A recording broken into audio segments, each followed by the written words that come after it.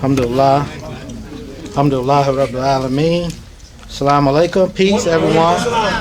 And happy to be back. Welcome back. And you all saw what, a little bit of the spirit of Savior's Day, but I got a little personal add on here. Not only did we have one of the most beautiful experiences that you could have in our community, seeing believers. And I was looking around the room for people that I knew from the New Orleans area that I consider my personal friends, because I answered the phone for like 10 years with WDM Publications. Welcome, WDM Publications, how can I help you? And some of the brothers down there, were friendly, and they treated me like I was their little nephew or something. And we would have really great conversations. And so I took a real personal loss when the Hurricane Katrina hit, because I knew that I heard that the message would say, but I knew that a lot of believers down there were in big trouble and had suffered great loss. And so I remember I did what I could to help return people. People lost, tapes. They don't float. They float a little bit. And magnetic tapes, they get wet, you can forget it. So this was before the CDs. Hurricane Katrina hit around. I think we might have been selling CDs at that time, but people had collected archives for over 20 years. And I remember a few people that I helped, and one brother in particular. He came to the convention, and I could just see the appreciation and the gratitude on his face for me, the value that those tapes held. I mean, if you just look at him and the way he looked, like I had saved the life of one of his children or something. And it made me realize that the position that I was in and appreciate my work more, So there's some good people, and I just shared that with you to let you know that I've had a real personal connection. And of course, Imam Nasheed and his family, they're my family, because they're, Brother Osman, he has this thing that say, people say little catchwords that stick in your mind. He say that the believers here in Detroit, he say they like supporting the Mosque is like saying their prayers. And we got believers like that all over the place. Imam Nasheed family is like that. It's like, they don't have no problem supporting the Mosque. That's first and foremost. And I wish our young people knew the statue. One day our story is going to be properly told, and know the dedication and the love and the support that believers have in this community. They see me up front, they see my father, this and that Imam, but the real community of what people call the Lost Found Nation of Islam, and after that, which followed those that made the transition with Imam W.D. Mohammed, became the community, the Ummah, the Muslim Ummah of African American believing Muslims. Imam said, I'm not going to put no label on us. But what makes us is the individual believers. And these are the same people that you hear African American people of other maybe faiths talking about how strong their grandparents was and how strong their parents are, and the background. And the background for African American people is nothing but, if it's not anything, it's a life of struggle. Our history of struggle. But you can't find a greater love and a greater service to humanity amongst the individuals. So to know us is to first know our struggle.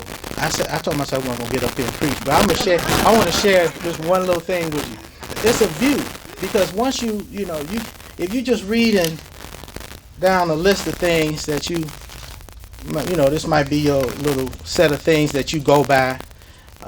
You just reading it, but it's not the same until you can kind of compartmentalize that and just have a view, an overall view, instead of a detailed view. My view as a Muslim and as an African American, more importantly to me, is an African American, because if you don't know who you are as a human being, as a Muslim, the word Muslim really just means human. So if you don't know, you can't really know who you are as a servant of God, because we different, we unique. So I look at it this way: what makes us a people is, and I don't look at it this way, I've been educated well by Imam Mohammed over many years, so y'all know too. What makes us a people is that experience that we had, that strong connection.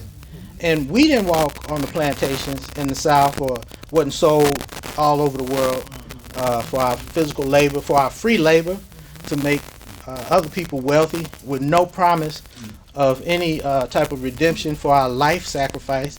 Not a few dollars. Y'all get mad if I owe you $5 or 50 cents or something, you know. Like, we changed the price by a penny, y'all ready to fight, you know. But, you know, our life, our ancestors gave their lives and hard labor. If the sun was up, we was on that plantation, they said if the sun was up, you was hearing that bell, and you was supposed to be at work. And then once you finish work there, that bell ring again, you supposed to be over here doing something else, you know, working in another field. And that was us. We didn't have the opportunity to even think for ourselves. You know, a bell, not even a human voice was telling us, okay, y'all, time to go, let's go. You know, it was a bell. You hear that bell ding, you like a robot, you turn, you know, like a pinball. And so that was a hard way for hundreds of years. So all of us identify with that. My little girl, she's 6 years old. She understands very well if I tell her that. You know, she know what ownership and possession means. And I don't think you have to explain too much what slavery is. So all of us had the same question in mind. From your first concept of who you are, unless your parents told you you was equal, you lived in a black household, and your parents couldn't even lie to you until you was equal to that man on television. Who put the man on TV? Mama, who did that? Uncle something? I want to see how he did that. Who put that engine in that car? Well, I bought the car, it's my car. And a lot of black folks think because they own stuff, that they own stuff. You don't own stuff. You just occupying it for a little while. And you gonna have it for a little while. That's it, you know. Not for, and what I mean by a little while, if you live to be 101, 102, 3, 4, 5, you're only gonna have it for a little while. People that own stuff have it for centuries, hundreds of years, you know. So we all identify as black, and nobody can ask you, why were you born black? You got all this beautiful family of people. You got this and that tribe from Africa. And just to say you Africa, you know, that sounds almost silly. We ain't Africa. There's hundreds of different tribes and languages spoken in Africa, and people with different cultures and different backgrounds. We African descent, we got our color, but we more intelligent than to know that your true identity is not your color, it's not your hairstyle, it's not your baggy pants, it's not your bright colored suit or whatever you wear. That's not it. Your true identity is when you look into the eye. They say the eye is a window to the soul. You look into the eye of another person and you see yourself. So when the African American person makes peace with God and says, now I think I can make peace with my existence, who I am. I'm these people. You know, alone, you might go to your grave going insane, wondering, you know, how come I didn't get a share of the earth? You know, because if you got a piece of the earth, you can have some wealth and you can have some establishment and you got something to fight for and something to defend. But everything you fight for and defend is going to somebody else. The only way we can have redemption is by being a people and being connected with those people that you identify with as African American people. So therefore, and you know, some people say it all still sounds negative. Okay, somebody used to own us, so we identify, so we accept that we're this group of people that was owned and bred and shaped, and they did a good job. You know, natural selection does a great job over time. I've seen pictures of people like the ancient Egypt and different tribes of people, and they all look so beautiful, but none of them look as good as African American people. You know, so that white man, he might have been a serial rapist and a murderer, but he had good selection. You know, some of his perversion mixed up a little appreciation for beauty. You know, and so mentioning that the serial rapist, I don't believe that no way that you can live with a person side by side and some of your blood mixed with them, whether it was accident or on purpose or whatever, and you not have love for those people. And we know all the stories that Africans and the Caucasians, our culture, we are them. whether you like it or not. But if you hate yourself because you related to your former slave master, all we have to do is just look at some of our daddies or granddaddies, uncles. A lot of us don't particularly care for their character, their moral character, or what they might have did. Some people have horribly abusive. They say the hate that hate make. That the hatred of the plantation owner was passed down. So we know that we all guilty of extreme abuse and hardship somewhere in our lineage. And I ain't trying to make nobody love white people either. I'm just saying we have a common ancestor. And until we deal with that reality that we have a common ancestor, that one of his wives inherited all of his knowledge, his traditions, his education, his wealth, and the other one inherited nothing more than abuse, nothing less than abuse, and labor until she wasn't able to labor anymore. Scrub floors or whatever she did.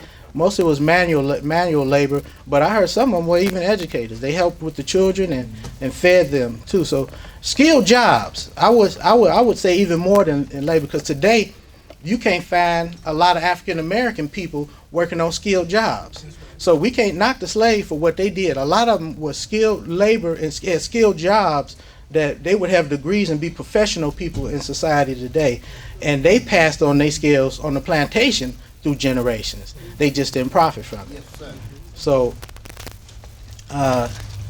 we got, on the other hand, this woman, and I say woman because we know we sure they abuse the little boys too.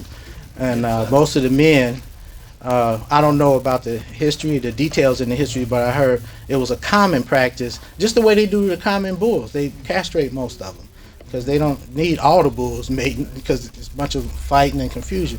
So most of you young bulls out there, y'all didn't have what it take to reproduce anyway, because they took care of that when you were babies. So this is something I wanted to say, that that thing that connects us, if you look through the history of people, that is mostly hardship and difficulty that made, look at the early beginning of the Irish or the Polish or the Jews or of any people. If you look back to their beginning, what made them a people in the first place was hardship, a strong imprint on their souls, something that said, hey, we survived together, we're going to make it together, you see? And that's us. So for us to identify as a new people is very important. Or else, because my father said the last thing you're going to find a black person, once you tell them the truth, or they discover the truth of their reality, is the last thing they're going to want to do is identify as a Negro in America. They don't want, you don't want that, because the system is designed to keep you weak and subservient, and to not have any hope and belief in yourself as a human family. But we have a foundation now.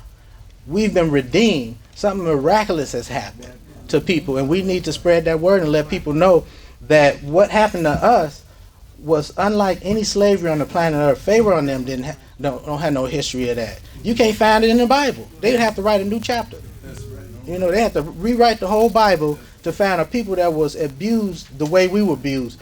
The sacred property, the human soul that God mentions in the Bible, that belongs to Him, that's invulnerable, that no one is to till this area of the garden, which is the human soul. That's just that's language, metaphoric language to describe what God is calling it.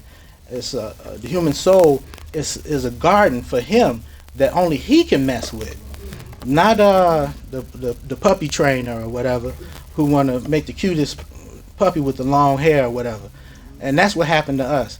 So Imam Mohammed said the logic fits that if God is truly God, that wouldn't it be His obligation, or without a doubt, wouldn't He be the one that would have to rescue those people? If you rob God, they say, would a man rob God? And you robbed me, a whole people. What do you think He was talking about? He was talking about the event of what happened to the plight of African American people in the world. So God has come back to redeem us. During this time of slavery, if you profess Christianity, which most of us do, how many people on the planet Earth, is walking around praying to the image? Now that's the people that's really been messed up. That's praying to the image of their oppressor and their abuser. I'm not saying all of them was, but that image is what they put before us. And we sat in a church over there, and I said, wow, my God. And I wondered, I said, if I was on the plantation, would I feel more oppressed with the knowledge I have today of our circumstances and our ability and the opportunities that are open by our society for us? The only way we're going to ever have any real opportunities, we're going to have to make them by being a community. And I thought about what Imam Mohammed did a long time ago. The Nation of Islam had acquired a bunch of land. Man, when I was a kid, even before I heard about what Jim Jones had took everybody out to Guyana and murdered them with the orange juice, I said, man, that they knew that man was nuts, and they set him up and had him visit the masjid on Stony Island because we was on our way to land that we own. Y'all know where we would be if we had built that community?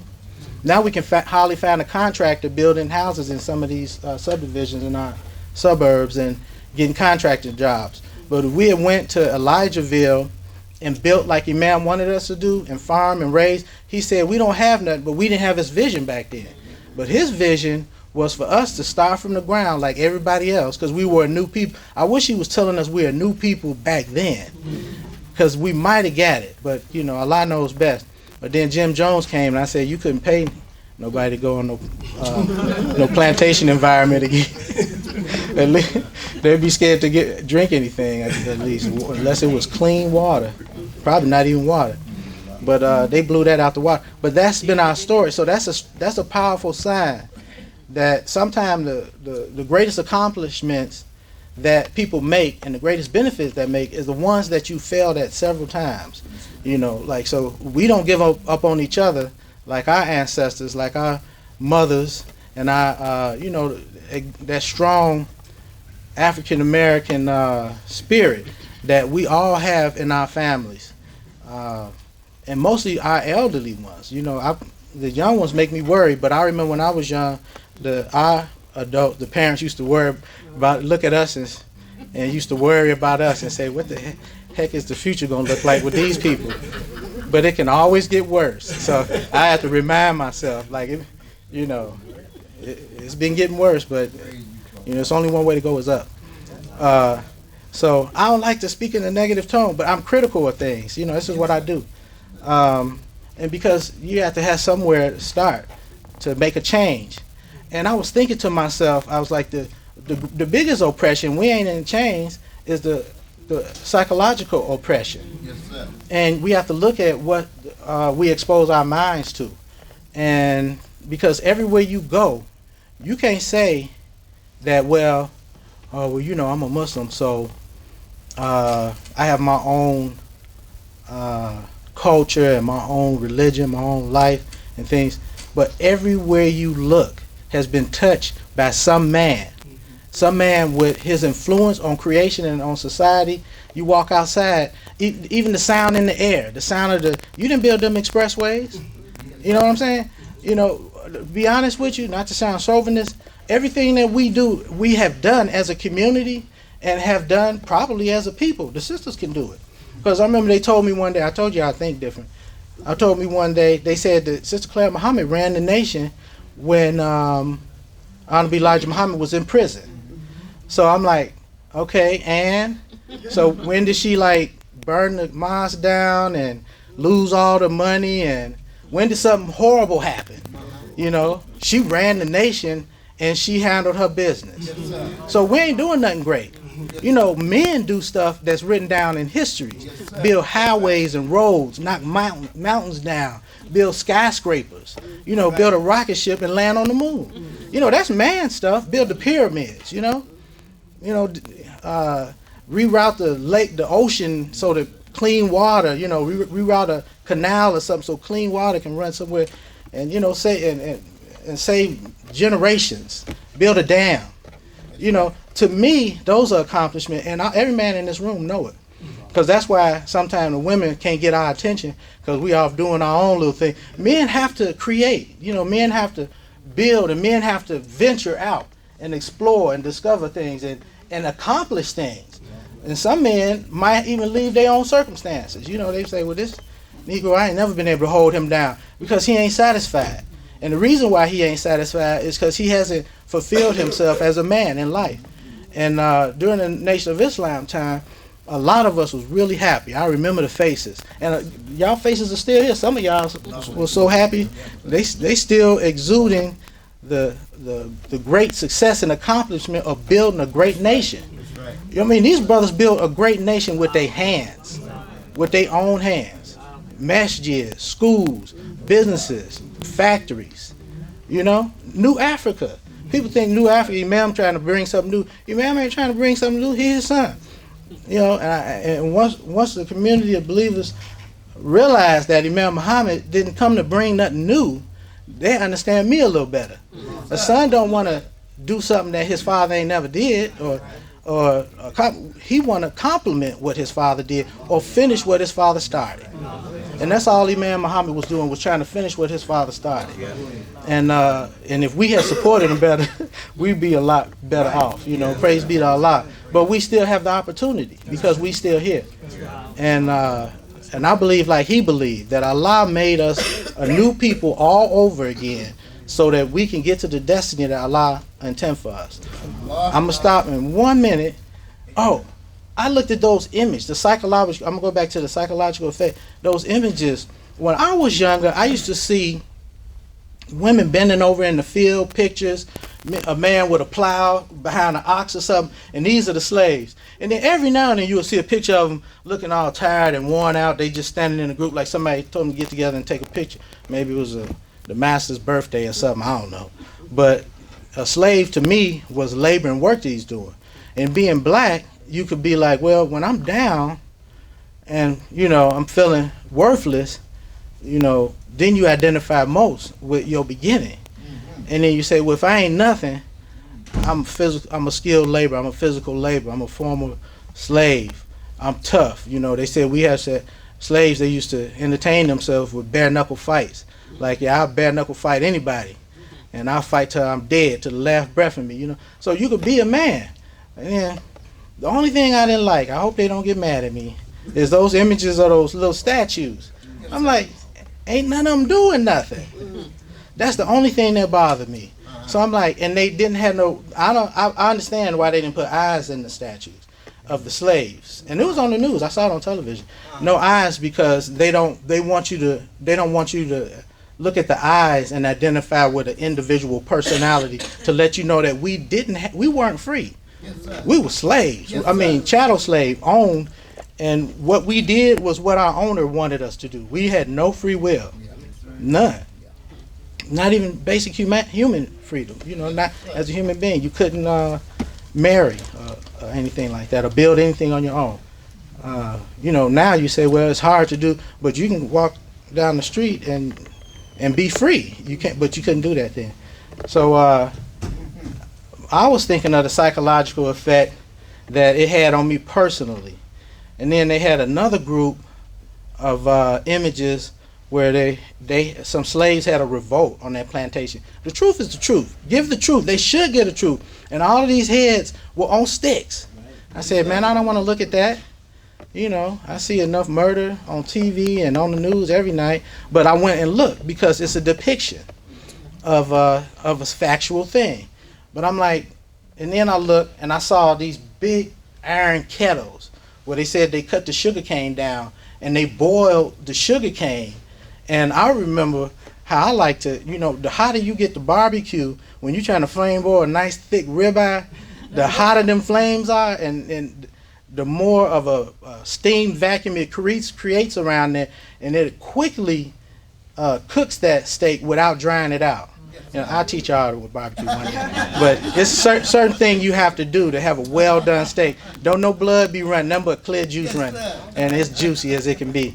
And I said, I remember coming away from the grill, and my skin almost looked like I had little cracks in it, from drying out. My skin was dry from the the smoke, it clogs your pores. And my skin was rough, and I'm delicate. So I could imagine the slave. I'm joking, I ain't that delicate. I could imagine the slave coming away from them pots from sun up to sundown. Big old pot, nothing to shield him. Now some of them might have been smart. They might have brought something to shield from the reflective heat while they stir them pots of sugar. And I know if any sugar splash on you, I know how that can burn. So that was a life of hell. And you wonder what evil person did that. Well, they didn't do that because they had an idea, a concept. They had compartmentalized, and they believed, and some of them believed in their heart of hearts that was God's will. That it was God's will that we suffer. Yes, so whatever, if you could think, I don't even try to imagine hell because I don't want to go there or see nobody there. If you could imagine what these people thought hell was, they thought that hell was for us here on earth.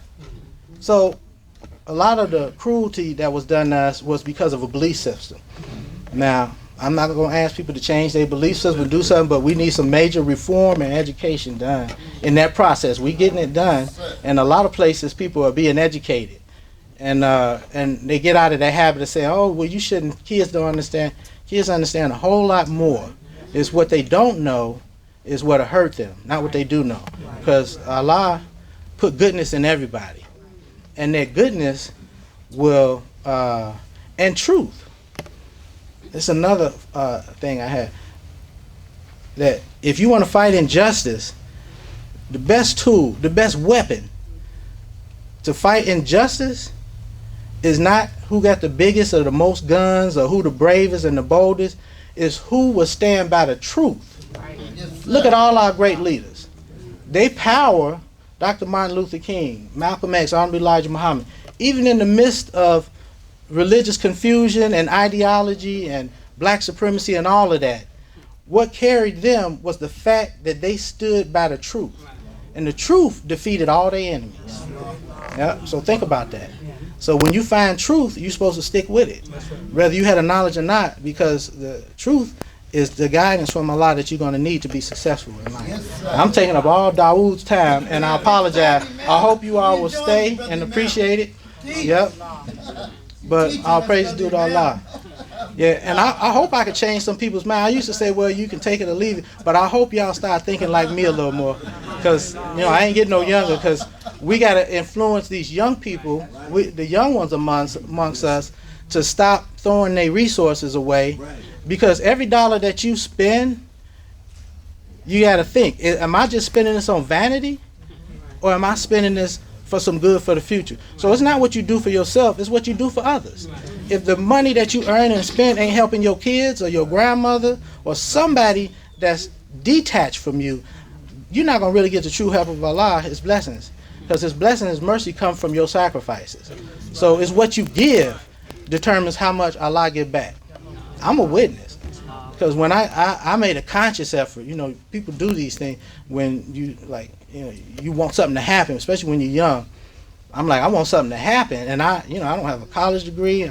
I'm like, I want something to happen good. So I gave up. I said, I'm giving up my self-interest, and I was dating a beautiful woman, and I said, now there's some potential, and plus she a good girl. I didn't see myself as being good. I didn't know what the heck I was, but that's how being black in America will put you.